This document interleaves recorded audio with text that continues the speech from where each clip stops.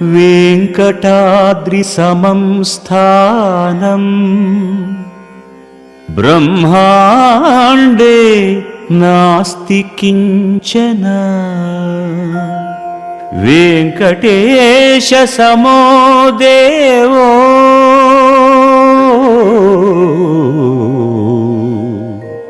న భూతో న భవిష్యతి.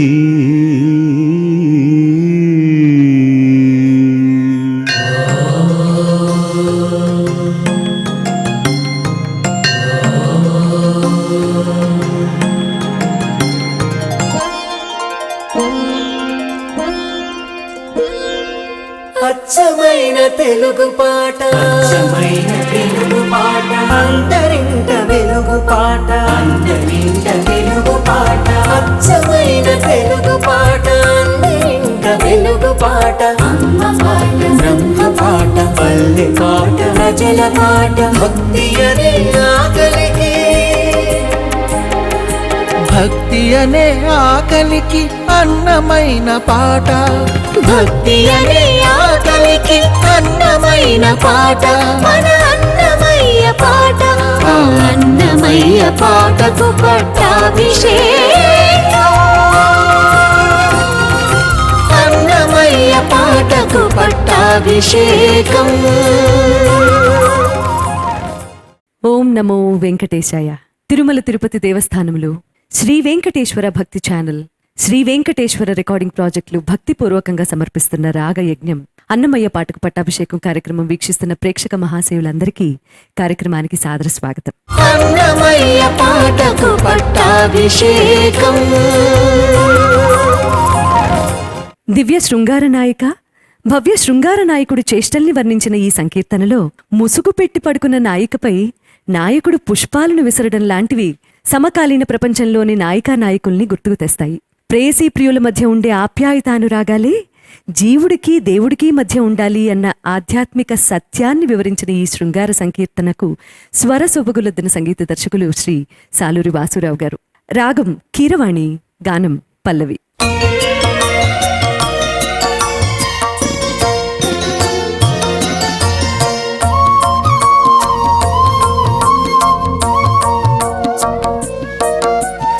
ఏది నీ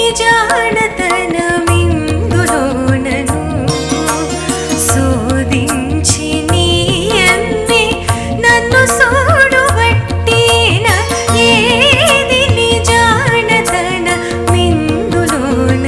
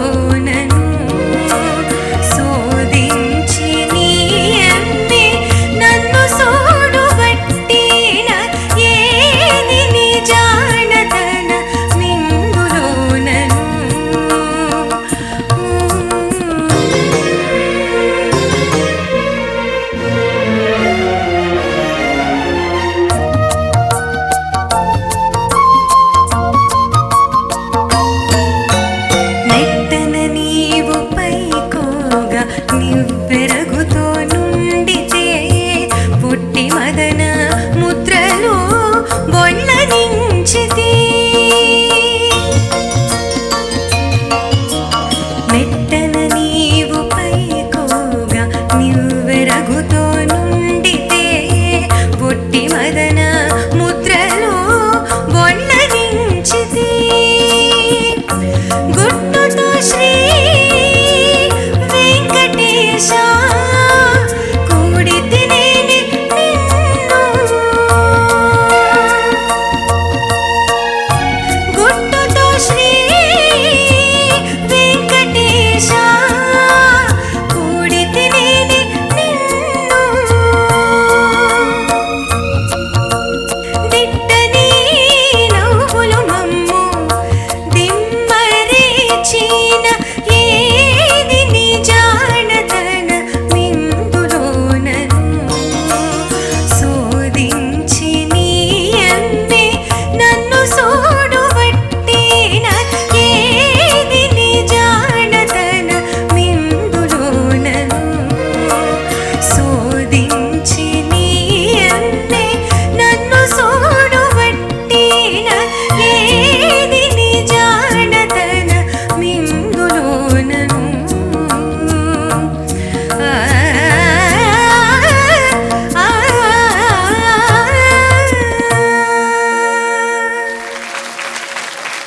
చాలా బాగా పాడావు పల్లవి.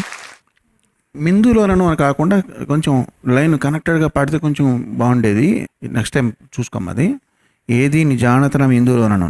బాగుంది వాసురారు. ఈ ప్రోగ్రామ్ చేసింది ఎవరండి ఈ పాటకి? మీరాబాబు. మీరాబాబు. మీ దగ్గర వైలన్ వాయించేవాడు. తర్వాత నేను కీబోర్డ్ ప్లేయర్ చేశాను. తనకి హిందీ పాటలు అంటే బాగా ఇష్టం అని ఉంది. ఎందుకు చక్కటి సత్యం శివ సుందరం లెవెల్లో కొంచెం అన్ని స్వరంతో ఆబ్లిగేట్ వేసాడండి అక్కడ నిషాదంతో. అది కూడా మంచి కొత్త సొగసు తీసుకొచ్చింది పాటకి. చాలా బాగా పాడామమ్మా. ఏది నీ జానతన మిందులోనను శోధించి నీ అమ్మే నన్ను సోడుబట్టిన. చక్కని శృంగార కీర్తన. అన్నమయ్య జీవేశ్వరుల ఐక్యాన్ని నాయకుల శృంగార రూపంలో ప్రతీకాత్మకంగా చాలా పదాల్లో రాశాడు. అయితే ఇందులో వారి రతిపారవస్యం మాత్రమే కాక అన్నమయ్య నాయకుణ్ణి ప్రశ్నిస్తోంది. ఆ ప్రశ్నలు చాలా అద్భుతమైన ప్రశ్నలు. ఇవి లౌకికంగా చూసుకుంటే నాయకుల మధ్య శృంగార సంబంధమైనవి. బాగా లోతుగా విచారిస్తే తప్ప ఇవి జీవేశ్వరులకు సంబంధించినవి అని మనకు బోధపడదు. ఈ పాటలో రచన పరంగా మరో ప్రత్యేకత రాజసము, మదన ముద్రలు, వెంకటేశ అనేది పేరు అనుకోండి. ఈ 3 పదాలు తప్పిస్తే ఈ పాట మొత్తంలో ఎక్కడా సంస్కృత పదం లేదు. అన్నీ చక్కని తెలుగు పదాలు. తెలుగు పదాలతో ఇంత లోతైన భావాన్ని ఇంత మృదువుగా ఇంత సుకుమారంగా చెప్పవచ్చును. తెలుగు భాషకు అంత శక్తి ఉంది అని అన్నమయ్య నిరూపించాడు. ఏది నీ జానతన మిందులోనను శోధించి నీ అమ్మే నన్ను సోడుబట్టిన. ఇందులో ప్రయోగించిన కొన్ని పదాలు సూడువట్టిన, నెపము వేసిన, దిమ్ము రేచేన, ఘాత వేసిన ఈ పదాలు ఈవేళ చాలా పదాలు వాడుకలో లేవు. ఆనాటి కడప మాండలిక పదాలు అయి ఉంటాయి. ఇవి ఎందుకు వాడుకలో లేవు అంటే ఇవి అర్థం కావని మనం వాడడం మానేశామా? వాడుకలో లేకపోవడం వల్ల మనకు అర్థం కాకుండా పోతున్నాయా? అచ్చ తెలుగు పదాలను బాగా ప్రేమించి ప్రోత్సాహపరిచిన కవుల్లో ఆదిభట్ల నారాయణదాసు గారు ఒకరు. ఆయన ఒక మాట అన్నారు, అచ్చ తెలుగు పదాలు అర్థం కావట్లేదు అంటారు. ఇప్పటికి కొన్ని పదాలు ఎందుకు అర్థం కాకుండా పోయాయి అంటే మనం ఉపయోగించడం మానేశాం కాబట్టి. అర్థం కావడం లేదని అచ్చ తెలుగులో రచనలు మానేస్తే ఇంకా కొన్ని పదాలు కూడా అర్థం కాకుండా పోతాయి. అయితే సంస్కృతమో తప్పితే ఇంగ్లీషో తప్ప మాట్లాడుకోవడానికి తెలుగు వాళ్ళకి తెలుగు లేని ఒక దుస్థితి వస్తుంది అని వాదించేవారు. ఆ వాదనలో చాలా సత్యం ఉంది. అందుకని అన్నమయ్య చాలా చక్కని తెలుగు పదాలతో ఒక అద్భుతమైన లోతైన భావాన్ని అందించే పాట రాశారు. నాయకుడు తన గడుసరతనాన్ని చూపించినప్పుడు ఆ జానతనాన్ని ప్రశ్నిస్తూ నాయిక ఎన్నో మాటలు అడుగుతోంది. నువ్వేదో అంటావు, నేను మళ్ళీ మారు తిడితే ఏం చేస్తావు? నీ రాజసాన్ని ఉపయోగించే రాజఠీవిని ఉపయోగించి నువ్వు నాయకుడు కాబట్టి ఏం చేసినా చెల్లుతుందని అనుకుంటున్నావా? చేరి నీవు రాగాను సిగ్గుపడి ఒదిగితే ఆ రీతి ఊర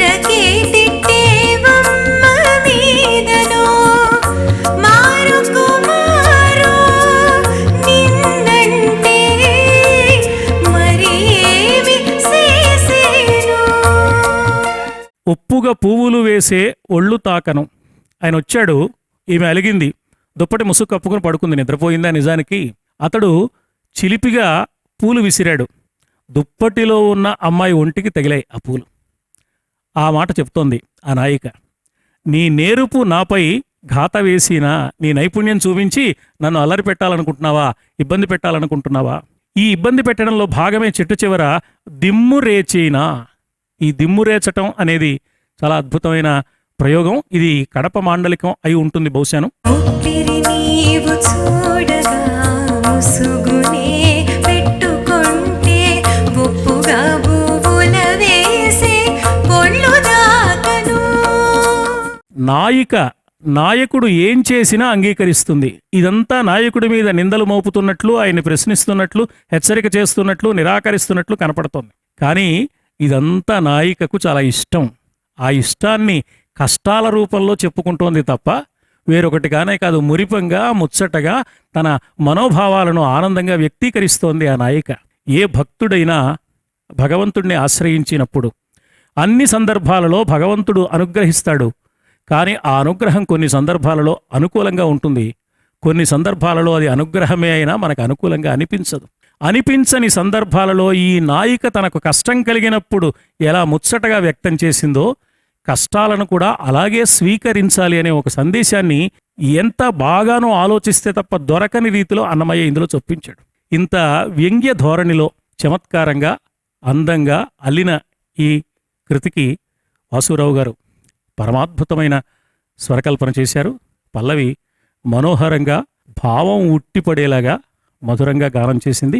అందరికీ శుభాభినందనలు. రావే ఈశ్వర కావవే వరద సంరక్షించు భద్రాత్మక అని శరణు వేడగానే సిరికించెప్పడు శంఖచక్రయుగమున్ చేదోయి సంధింపడు. వెంటనే వెళ్ళి గజేంద్రుణ్ణి రక్షించాడు శ్రీమన్నారాయణుడు. అందుకేనేమో అన్నమాచారులు వారు కలియుగ దైవమైన శ్రీనివాస పరబ్రహ్మాన్ని శరణాగత పారిజాతము అని బిరుదుతో సంబోధించారు.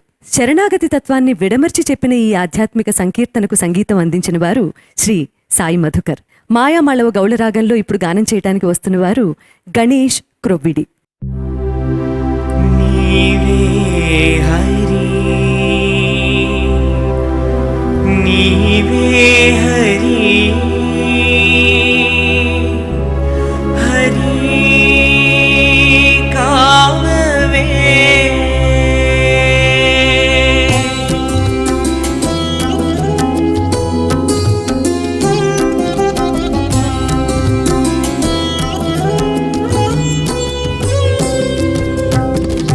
ఏ ఉపాయములో మాకిక పనికిరావు, ఏ ఉపాయములు మాకిక పనికిరావు.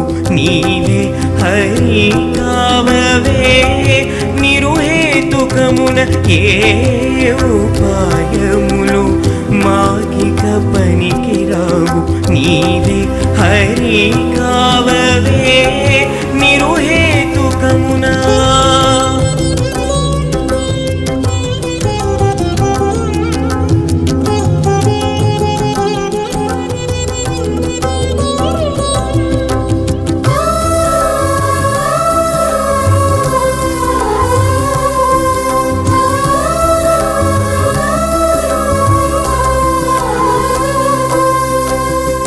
ఇవల ఇంద్రియ జయం వేడ నేనేడ, ఇవల ఇంద్రియ జయం వేడ నేనేడ. భువేంద్రియములతో పుట్టేతను, ఇవల ఇంద్రియ జయం వేడ నేనేడ. భువేంద్రియములతో పుట్టేతను, అవల విశ్చల బుద్ధి అది ఏడనేడా. అవల విశ్చల బుద్ధి అది ఏడనేడా. భవము చంచల మనసు భంగమే.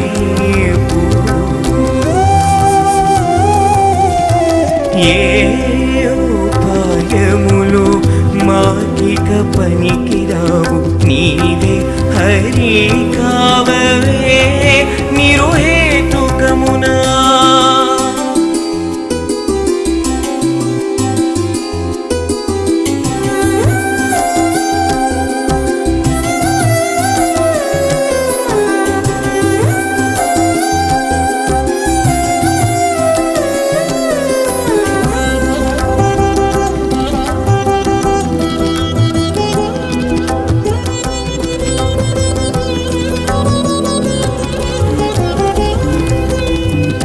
ఎలమి కర్మ విముక్తియేడ నేనేడ ఎలమి కర్మ విముక్తియేడ నేనేడ తెలియంగ కర్మ దీనమి బ్రతుకు ఎలమి కర్మ విముక్తియేడ నేనేడ తెలియంగ కర్మ దీనమి బ్రతుకు గుణగమగు సాత్వికపు గుణమేడ నేనేడ గుణగమగు సాత్వికపు గుణమేడ నేనేడ కలియుగం ఇది ఇందుగలవాడ నేను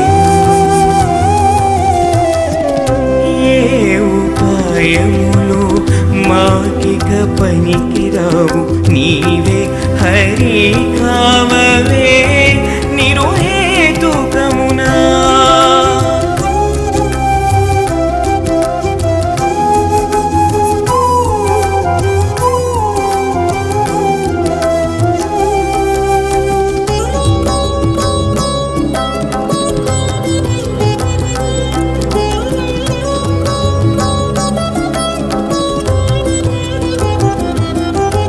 తనివోవి ఘోర తపమేడ నేనేడ తనివోవి ఘోర తపమేడ నేనేడ హరి శంభునికు శరణాగతుడను తనివోవి ఘోర తపమేడ నేనేడ హరి శంభునికు శరణాగతుడను ఎనలేని శ్రీ వెంకటేశ్వరుడని బిరుదు ఎనలేని శ్రీ వెంకటేశ్వరుడని బిరుదు కనుగొనగ శరణాగత పారిజాతము ఏ ఉపాయములు మాకిక పనికిరావు నీవే హరి కావవే నిరుహేతుకమునా గణేష్ ఫస్ట్ టైం వస్తున్నామ్మా? First time sir. ఎవరు మీ గురుగారు ఎవరు? నేను రాఘవాచార్య గారి దగ్గర, టీవీ రాఘవాచార్య గారి దగ్గర, అలాగే శ్రీనిధి అక్క దగ్గర నేర్చుకున్నాను. Okay, very good. చాలా చక్కగా ఉంది నీ గాత్రం. Thank you sir. సాధన ఇంకా బాగా చేయాలి. ఎన్నాళ్ళైంది మేము వాడి దగ్గర నేర్చుకోవడం మొదలుపెట్టి? 3 years నుంచి. 3 years అవుతుందా? బాగా సాధన చేయమ్మా. ఎంత సాధన చేస్తే ఈ కర్ణాటక సంగీతం అంత పట్టుబడుతుంది. చక్కబడి ప్రొనౌన్సియేషన్ అది కూడా బాగుంది. చక్కగా చేశారు మీరు కూడా, మధుకర్ గారు. బాగుందమ్మా ఇద్దరు కూడా. ఇది చాలా గొప్ప అధ్యాత్మ కీర్తన. ఈ అధ్యాత్మ సంకీర్తనల్లో అన్నమయ్య ఏం చెబుతున్నారు అంటే, భక్తుడు లేకపోతే సాధకుడు పరమాత్మ అనుగ్రహాన్ని పొందడానికి ప్రయత్నం చేసేవాడు ఏమీ చేయలేడు అనే మాట చెప్తున్నారు. ఏమీ చేయలేని వాడు చేయగలిగే ప్రయత్నం కూడా ఒకటి ఉంది, అది కూడా చెప్పారు. అది చమత్కారం. సాధారణంగా సాధకులు ఏం చేయాలంటే ఇంద్రియాలను వశపరుచుకోవాలి అని చెప్తారు. అన్నమయ్య ఏమంటున్నాడంటే, ఎక్కడ వశపరుచుకుంటామయ్యా, అసలు ఈ ప్రపంచంలో నేను ఇంద్రియాలతోనే కదా పుట్టాను, ప్రపంచాన్ని ఇంద్రియాలతో చూస్తున్నాను. ఇంద్రియ వశమైపోయింది, ఇంద్రియ మయమైపోయింది శరీరం. ఇంద్రియ జయం నాకెలా సాధ్యం అవుతుంది?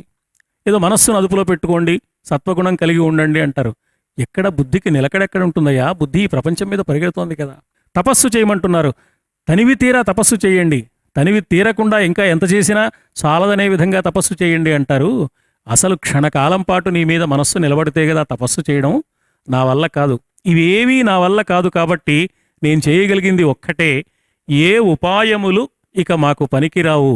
నిర్హేతుకము అంటే ఏ కారణము లేకుండా, ఏ కారణం లేకుండా కరుణించేవాడు పరమాత్మ.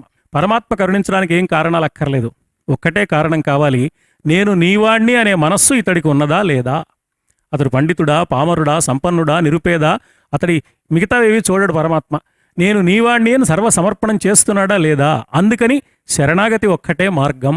ఏ ఉపాయములో మాకిక పనికిరావు, ఏ ఉపాయములు మాకిక పనికిరావు, నీవే హరి కావవే నిరుహేతుకమున.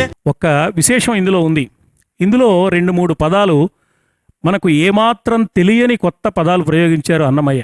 అది భవము చెంచెల మనస్సు పంగెమే ఎప్పుడు. పంగెము అంటే భంగము, మనస్సు ఎప్పుడు భంగపడిపోతూ ఉంటుంది తప్ప, జారిపోతూ ఉంటుంది తప్ప, మారిపోతూ ఉంటుంది తప్ప నిలకడగా ఉండదు. ఈ భంగం అనే దానికి పంగ్యము అని ప్రయోగించారు. అమల విశ్చల బుద్ధి అది ఏడనేడా, అమల విశ్చల బుద్ధి అది ఏడనేడా, భవము చంచల మనసు భంగమే. కుళకమగు సాత్వికపు గుణమేడ. కుళకము అంటే శ్రేష్టమైనది, విశిష్టమైనది అని. కుళకమగు సాత్వికపు గుణమేడనేడా, కుళకమగు సాత్వికపు గుణమేడనేడా, కలియుగం ఇది ఇందుగలవాడనేను. ఈ రెండు పదాలు అచ్చ తెలుగుతో బాగా పరిచయం ఉన్నవారికి కూడా తెలియడానికి అవకాశం లేని పదాలు. బహుశా ఇవి బాగా పాతకాలంలో అచ్చ తెలుగులో రచనలు చేసిన వారి రచనల్లో ఉండి ఉండవచ్చు, లేదా ఆ కాలం నాటి కడప మాండలిక పదాలు కూడా అయి ఉండొచ్చు. అందరికీ అభినందన. సంగీత సాహిత్య సాగరాల సంగమం అన్నమయ్య పాటకు పట్టాభిషేకం కార్యక్రమంలో ఇప్పుడు కాసేపు విరామం. గట్టిగా తెలుసుకుంటే కన్నదే కంటి కూరుమా, గట్టిగా తెలుసుకుంటే కన్నదే కంటి గురుమా, దట్టమై సుజ్ఞానము తనలోనే ఉన్నది. పొరుల గొప్పించరాదు ఓపనంటే నపకీర్తి, మరలక రక్షించుటే మగపాడి కను. ఇంతయు నీ మాయామయమే గతి తెలియక వచ్చును, గొంతి పెట్టిన కుండలు తొడరిన జన్నములు. అన్నమయ్య పాటకు పట్టాభిషేకం.